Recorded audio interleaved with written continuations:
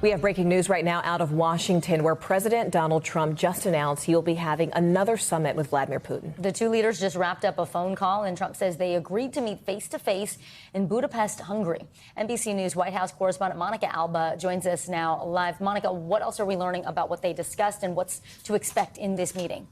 Well, I think it's interesting, Vicki and Morgan, because whenever we talk about really high-stakes meetings like these, the president can sort of put something out there and it's a possibility and something that maybe he has agreed to, but the details really do matter, and it is not totally clear when this will happen and what it will look like. But we know that it comes ahead of a really key meeting, in addition to this phone call that the president had with the Russian president tomorrow with Ukrainian President Volodymyr Zelensky, who's going to be coming here to the White House to discuss some of this, as well as the potential for possibly the U.S. approving the sale of Tomahawk missiles for Ukraine's use. That's something that had been discussed. It's a possibility, and we know that that's something that President Trump had said he wanted to discuss with President Putin as well, since those long-range missiles could be used by Ukraine to even land in Russia if that is what ultimately does happen. But in terms of some of the specifics here, this meeting potentially in Budapest, of course,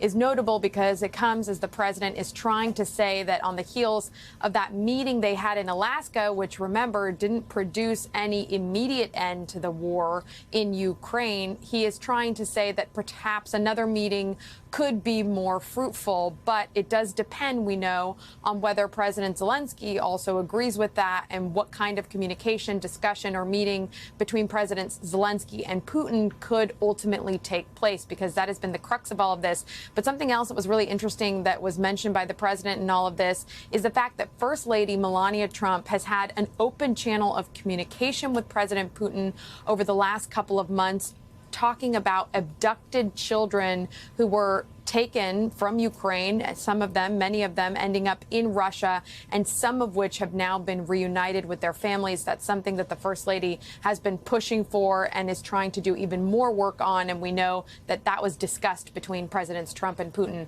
on this call today. Guys. Wow. All right, some progress. Monica Alba, thank you very much. We thank you for watching, and remember, stay updated on breaking news and top stories on the NBC News app or watch live on our YouTube channel.